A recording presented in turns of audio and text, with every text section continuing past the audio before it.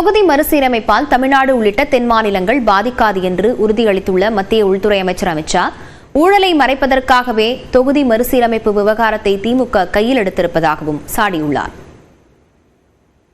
News 18 குழுமம் சார்பில் rising Bharat மாநாடு டெல்லியில் கடந்த 2 நாட்களாக நடைபெற்றது. இந்தியாவை மீண்டும் சிறந்ததாக்குவோம் என்ற தலைப்பில் நடைபெற்ற கருத்தரங்கில் பங்கேற்ற மத்திய உள்துறை அமைச்சர் அமித் ஷா, நியூஸ் 18 குழும தலைமை செய்தி ஆசிரியர் ராகுல் ஜோஷியுடன் கலந்துரையாடினார். தொகுதி மறுசீரமைப்பு குறித்து பேசிய அமித் ஷா, தென் மாநிலங்களுக்கு பாஜக அநீதி இழைக்காது என்று உறுதியளித்தார். தென் மாநிலங்களில் விகிதாச்சார அடிப்படையில் தொகுதிகளின் எண்ணிக்கை இருக்கும் என்றும் தெரிவித்தார். இமாச்சல பிரதேசம் உட்பட இந்தியா கூட்டணி ஆளும் வேறு எந்த மாநிலத்திலாவது இதற்கு எதிராக குரல் கொடுக்கிறார்களா என்று வினவிய அமித் ஷா, திமுகவினர் மக்கள் பிரச்சனைகளை முன்வைத்து தேர்தலை சந்திக்க விரும்பவில்லை என்றும் சாடினார். रैंपट करप्शन कर कर तमिलनाडु की जनता आपके खिलाफ हो गई है, इसको ढकने के लिए ये मुद्दा आज उठा रहे हो. மத்தியில் காங்கிரஸ் ஆட்சியில் இருந்தபோது இந்தி பேசாத மாநிலங்களில் இந்தி மற்றும் ஆங்கில மொழிகள் திணிக்கப்பட்டதாக அமித் ஷா குற்றம் சாட்டினார். யுபிஎஸ்சி உள்ளிட்ட தேர்வுகளை தமிழ் உள்ளிட்ட மாநில மொழிகளில் எழுதும் வாய்ப்பை வழங்கியவர் பிரதமர் மோடி என்று கூறிய அமித் ஷா, திமுக தலைவர்கள் தமிழில் கையெழுத்திடுவதில்லை என்றும் விமர்சித்தார். अभी मोदी जी गए थे, उन्होंने बहुत अच्छे तरीके से कहा कि एक भी डीएमके नेता का सिग्नेचर तमिल में हो तो बताओ मुझे. தமிழ்நாடு சட்டப்பேரவை தேர்தலில் பாஜக கூட்டணி நிச்சயம் வெற்றி பெறும் என்று அமித் ஷா திட்டவட்டமாக தெரிவித்தார். कोई खिलाड़ी मैच खेलने जाएगा, सामने टीम कैसी भी हो, पिच कैसी भी हो, वो क्या कहेगा, नहीं हम आज हार जाएंगे, ऐसा कहेगा क्या?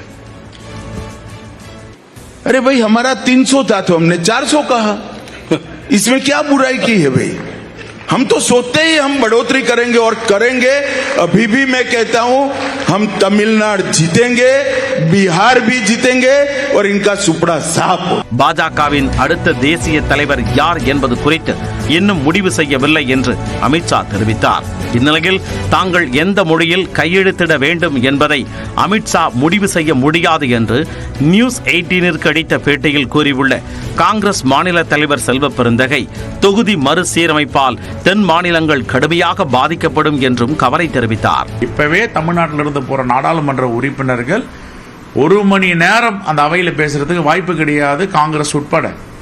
அப்ப இன்னும் 848ன்னா 10 நிமிஷம் கூட வாய்ப்பு கொடுக்க மாட்டீங்க. அப்ப தமிழ்நாடு, கேரளா, ஆந்திரா, தெலுங்கானா, கர்நாடகா உங்களுக்கு தேவையே இல்லை. 6-7 மாநிலங்களில் நீங்க தேர்தலை சந்திச்சாவே மெஜாரிட்டி வந்துருவீங்க. அப்படின்னா தென் தமிழ்நாடு, குறிப்பா தமிழ்நாடு புறக்கணிக்கப்பட்டது. தமிழ்நாட்டில் பாஜக கால் பதிக்க முடியாது என்று திமுக எம்பி கனிமொழி சோமு தெரிவித்தார். நிச்சயமாக திராவிடம்ங்கிற ஒரு வார்த்தை வாழ்கிற வரைக்கும், தமிழர்கள் உண்மையாக தமிழ்நாட்டில் இருக்கிற வரைக்கும் நிச்சயமாக அவர்களால் கால் பதிக்க முடியாது. 2026 நமது முதல்வர் கூறியது போல், தளபதியார் கூறியது போல் நிச்சயமாக நாங்கள் 2ற்கு மேல் தொகுதிகளை வெல்வோம். தொகுதி மறுசீரமைப்பு விவகாரத்தை வைத்து அரசியல் செய்ய வேண்டிய அவசியம் திமுகவிற்கு இல்லை என்றும் கனிமொழி சோமு கூறினார்.